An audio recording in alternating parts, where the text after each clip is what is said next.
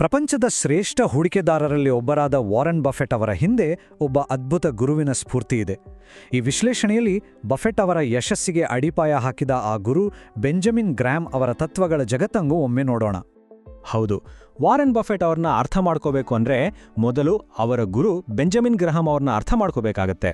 ಯಾಕಂದರೆ ಗ್ರಹಾಂ ಅವರ ತತ್ವಗಳು ಬಫೆಟ್ ಅವರಿಗೆ ಕೇವಲ ಹೇಗೆ ಹೂಡಿಕೆ ಮಾಡಬೇಕು ಅಂತ ಮಾತ್ರ ಕಲಿಸಿಲ್ಲ, ಅದಕ್ಕಿಂತ ಹೆಚ್ಚಾಗಿ ಹೇಗೆ ಆಲೋಚಿಸಬೇಕು ಅನ್ನೋದನ್ನು ಕಲಿಸಿದವು.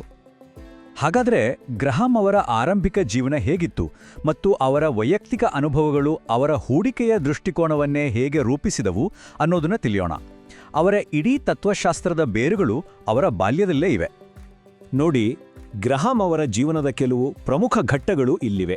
ಚಿಕ್ಕ ವಯಸ್ಸಿನಲ್ಲೇ ಅವರ ಕುಟುಂಬ ಆರ್ಥಿಕ ಸಂಕಷ್ಟಕ್ಕೆ ಸಿಲುಕಿದ್ರಿಂದ ಹೂಡಿಕೆಯಲ್ಲಿ ಲಾಭ ಮಾಡೋದಕ್ಕಿಂತ ಇರೋ ಬಂಡವಾಳವನ್ನು ಕಳೆದುಕೊಳ್ಳಬಾರದು ಅನ್ನೋದು ಎಷ್ಟು ಮುಖ್ಯ ಅಂತ ಅವ್ರಿಗೆ ಚೆನ್ನಾಗಿ ಗೊತ್ತಾಯಿತು. ಇದೇ ಅನುಭವ ಅವರ ಇಡೀ ಫಿಲಾಸಫಿಯ ಅಡಿಗಲ್ಲಾಯಿತು. ಸರಿ, ಈಗ ಗ್ರಹಾಂ ಅವರ ತತ್ವಶಾಸ್ತ್ರದ ತಿರುಳಿಗೆ ಬರೋಣ. ಅದೇ ಅವರ 3 ಸರಳ ಆದರೆ ಅತ್ಯಂತ ಶಕ್ತಿಯುತವಾದ ಸ್ತಂಭಗಳು. ಇವು ಇವತ್ತಿಗೂ ಪ್ರತಿಯೊಬ್ಬ ಹೂಡಿಕೆದಾರನಿಗೆ ದಾರಿದೀಪವಾಗಿವೆ. ಗ್ರಹಾಂ ಅವರ ಮೊದಲನೇ ಮತ್ತು ಬಹುಶಃ ಅತ್ಯಂತ ಮುಖ್ಯವಾದ ತತ್ವ ಇದು. ಹೂಡಿಕೆಗೂ ಊಹಾಪೋಹ ಅಥವಾ ಸ್ಪೆಕ್ಯುಲೇಷನ್ಗೂ ಇರುವ ಸ್ಪಷ್ಟ ವ್ಯತ್ಯಾಸ. ಅವರ ಪ್ರಕಾರ ಸಂಪೂರ್ಣ ರಿಸರ್ಚ್ ಮಾಡಿ ರಿಸ್ಕ್ ಅರ್ಥ ಮಾಡಿಕೊಂಡು ಹಣ ಹಾಕಿದರೆ ಅದು ಹೂಡಿಕೆ, ಇಲ್ಲವಾದರೆ ಅದು ಜೂಜಾಟ ಅಷ್ಟೇ. ಗ್ರಹಾಂ ಅವರ ದೃಷ್ಟಿಯಲ್ಲಿ ಒಂದು ಸ್ಟಾಕ್ ಕೊಂಡ್ಕೊಳ್ಳೋದು ಅಂದರೆ ಅದು ಕೇವಲ ಕಂಪ್ಯೂಟರ್ ಸ್ಕ್ರೀನ್ ಮೇಲಿನ ಒಂದು ಚಿಹ್ನೆಯನ್ನು ಖರೀದಿಸೋದಲ್ಲ. ಅದು ಒಂದು ನೈಜ ವ್ಯವಹಾರದಲ್ಲಿ ಪಾಲುದಾರಿಕೆ ತಗೊಂಡ ಹಾಗೆ ಅಲ್ವಾ? ಹಾಗಾಗಿ ಅದಕ್ಕೆ ಒಂದು ಬಿಸ್ನೆಸ್ ನಡೆಸೋಕೆ ಬೇಕಾದಷ್ಟು ಶಿಸ್ತು ಮತ್ತು ವಿಶ್ಲೇಷಣೆ ಬೇಕೇ ಬೇಕು.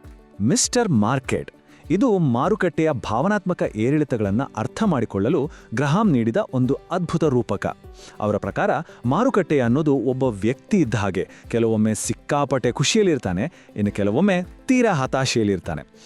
ಮಿಸ್ಟರ್ ಮಾರ್ಕೆಟ್ ಕಥೆಯ ನೀತಿ ಪಾಠವೇ ಇದು. ಮಾರುಕಟ್ಟೆಯ ಭಾವನಾತ್ಮಕ ಏರಿಳಿತಗಳಿಗೆ ನಾವು ಬಲಿಯಾಗಬಾರ್ದು. ಬದಲಿಗೆ ಅದರ ತರ್ಕಹೀನ ವರ್ತನೆಯನ್ನು ನಮ್ಮ ಅನುಕೂಲಕ್ಕೆ ಬಳಸಿಕೊಳ್ಳುವುದೇ ಬುದ್ಧಿವಂತ ಹೂಡಿಕೆದಾರರ ಲಕ್ಷಣ.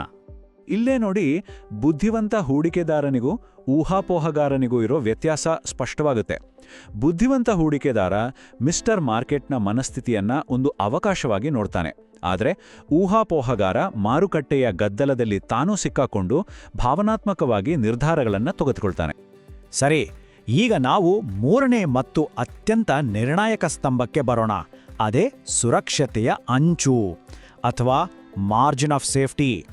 ಸರಳವಾಗಿ ಹೇಳೋದಾದ್ರೆ ಇದು ನಮ್ಮ ಹೂಡಿಕೆಯ ರಕ್ಷಣಾ ಕವಚ. ಈ ಪರಿಕಲ್ಪನೆ ಎಷ್ಟು ಮುಖ್ಯ ಅನ್ನೋದಕ್ಕೆ ಗ್ರಹಾಂ ಅವರ ಈ ಮಾತುಗಳೇ ಸಾಕ್ಷಿ. ಇದು ಅವರ ಸಂಪೂರ್ಣ ತತ್ವಶಾಸ್ತ್ರದ ಹೃದಯವಿದ್ದಾಗೆ. ಈ ಮಾರ್ಜಿನ್ ಆಫ್ ಸೇಫ್ಟಿ ಅಂದ್ರೆ ಏನು ಅಂತ ಒಂದು ಸರಳ ಉದಾಹರಣೆಯೊಂದಿಗೆ ಅರ್ಥ ಮಾಡ್ಕೊಳ್ಳೋಣ. ಒಂದು ಷೇರಿನ ನಿಜವಾದ ಮೌಲ್ಯ 100 ರೂಪಾಯಿ ಅಂತ ಇಟ್ಕೊಳ್ಳಿ. ಅದನ್ನು ನೀವು 80 ರೂಪಾಯಿಗೆ ಖರೀದಿಸಿದ್ರೆ ಆ 20 ರೂಪಾಯಿ ಇದೆಯಲ್ಲ, ಅದೇ ನಿಮ್ಮ ಸುರಕ್ಷತೆಯ ಅಂಚು. ಒಂದು ವೇಳೆ ನಿಮ್ಮ ಲೆಕ್ಕಾಚಾರ ಸ್ವಲ್ಪ ತಪ್ಪಾದರೂ ಈ ಅಂತರ ಸಂಭವನೀಯ ನಷ್ಟಗಳಿಂದ ನಿಮ್ಮನ್ನ ಕಾಪಾಡುತ್ತೆ. ಓಕೆ, ಈ ತತ್ವಗಳೆಲ್ಲ ಸರಿ, ಆದರೆ ಇದನ್ನ ನಿಜ ಜೀವನದಲ್ಲಿ ಅಳವಡಿಸಿಕೊಳ್ಳೋದು ಹೇಗೆ? ಅದಕ್ಕೂ ಗ್ರಹಾಂ ಅವರೇ ದಾರಿ ತೋರಿಸಿದ್ದಾರೆ. ಹೂಡಿಕೆದಾರರಲ್ಲಿ ಅವರು 2 ವಿಧಗಳನ್ನು ಗುರುತಿಸಿದ್ದಾರೆ. ಅವು ಯಾವುವು ಅಂತ ನೋಡೋಣ. ಗ್ರಹಾಂ ಅವರು ಹೂಡಿಕೆದಾರರನ್ನ ಅವರ ಮನೋಧರ್ಮ ಮತ್ತು ಸಮಯದ ಲಭ್ಯತೆಯ ಆಧಾರದ ಮೇಲೆ 2 ರೀತಿ ವಿಂಗಡಿಸಿದ್ದಾರೆ. ಒಬ್ಬರು ರಕ್ಷಣಾತ್ಮಕ ಹೂಡಿಕೆದಾರರು, ಇವರಿಗೆ ಜಾಸ್ತಿ ತಲೆನೋವು ಬೇಡ, ಸೇಫ್ ಆಗಿ ಹೂಡಿಕೆ ಮಾಡಬೇಕು. ಇನ್ನೊಬ್ಬರು ಉದ್ಯಮಶೀಲ ಹೂಡಿಕೆದಾರರು. ಇವರು ಹೆಚ್ಚು ರಿಸರ್ಚ್ ಮಾಡಿ ಹೆಚ್ಚು ರಿಸ್ಕ್ ತಗೊಂಡು ಹೆಚ್ಚಿನ ಆದಾಯ ಗಳಿಸಲು ಸಿದ್ಧರಿರ್ತಾರೆ. ರಕ್ಷಣಾತ್ಮಕ ಹೂಡಿಕೆದಾರರ ತಂತ್ರಗಳು ಸಾಮಾನ್ಯವಾಗಿ ಹೀಗಿರ್ತವೆ. ಪೋರ್ಟ್ಫೋಲಿಯೋನ ಬ್ಯಾಲೆನ್ಸ್ ಮಾಡೋದು, ದೊಡ್ಡ ಮತ್ತು ನಂಬಿಕೆಸ್ಥ ಕಂಪನಿಗಳಲ್ಲಿ ಹೂಡಿಕೆ ಮಾಡೋದು, ಮತ್ತು ಮಾರುಕಟ್ಟೆಯ ಏರಿಳಿತಗಳಿಗೆ ತಲೆ ಕೆಡಿಸ್ಕೊಳ್ಳದೆ ಶಿಸ್ತಿನಿಂದ ದೀರ್ಘಾವಧಿಗೆ ಹೂಡಿಕೆ ಮಾಡ್ತಾ ಹೋಗೋದು. ಇದು ಅಪಾಯವನ್ನು ಕಡಿಮೆ ಮಾಡಿ ಸ್ಥಿರವಾದ ಆದಾಯವನ್ನು ಕೊಡುತ್ತೆ. ಇಷ್ಟೆಲ್ಲ ಆಯಿತು. ಆದರೆ ದಶಕಗಳ ನಂತರ ಇವತ್ತಿನ ಈ ವೇಗದ ಜಗತ್ತಿನಲ್ಲಿ ಗ್ರಹಾಂ ಅವರ ಮಾತುಗಳಿಗೆ ನಿಜವಾಗಿಯೂ ಬೆಲೆ ಇದೆಯಾ? ಅವರ ಪರಂಪರೆ ಇಂದಿಗೂ ಯಾಕೆ ಇಷ್ಟು ಮುಖ್ಯ? ಅದಕ್ಕೆ ಉತ್ತರ ಇಲ್ಲಿದೆ ನೋಡಿ. ವಾರನ್ ಬಫೆಟ್ ಅವರಿಂದ ಹಿಡಿದು ಜಗತ್ತಿನ ಹಲವಾರು ಶ್ರೇಷ್ಠ ಹೂಡಿಕೆದಾರರು ಗ್ರಹಾಂ ಅವರ ಶಿಷ್ಯರೇ. ಇವರೆಲ್ಲರ ಯಶಸ್ಸೇ ಗ್ರಹಾಂ ಅವರ ತತ್ವಗಳ ಶಕ್ತಿಗೆ ಮತ್ತು ಅವುಗಳ ಪ್ರಾಯೋಗಿಕ ಮೌಲ್ಯಕ್ಕೆ ದೊಡ್ಡ ಸಾಕ್ಷಿ.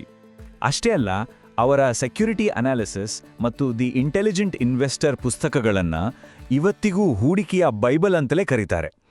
ದಶಕಗಳು ಕಳೆದ್ರೂ ಇಂದಿಗೂ ಈ ಪುಸ್ತಕಗಳು ಹೂಡಿಕೆದಾರರಿಗೆ ದಾರಿ ತೋರ್ತಿವೆ. ಹಾಗಾದರೆ ಕೊನೆಯದಾಗಿ ಒಂದು ಪ್ರಶ್ನೆ. ದಿನಕ್ಕೊಂದು ಹೊಸ ಕ್ರಿಪ್ಟೋ, ಕ್ಷಣಕ್ಕೊಂದು ಹೊಸ ಟ್ರೆಂಡ್ ಬರುವ ಈ ಕಾಲದಲ್ಲಿ ಗ್ರಹಾಂ ಅವರ ತಾಳ್ಮೆ, ಶಿಸ್ತು ಮತ್ತು ವ್ಯವಹಾರದಂತಹ ದೃಷ್ಟಿಕೋನ ಇದೆಯಲ್ಲ, ಬಹುಶಃ ಅದೇ ನಮ್ಮ ಅಂತಿಮ ಮಾರ್ಜಿನ್ ಆಫ್ ಸೇಫ್ಟಿ ಆಗಿರಬಹುದೇ? ಇದು ನಿಜವಾಗಿಯೂ ಯೋಚಿಸಬೇಕಾದ ವಿಷಯ.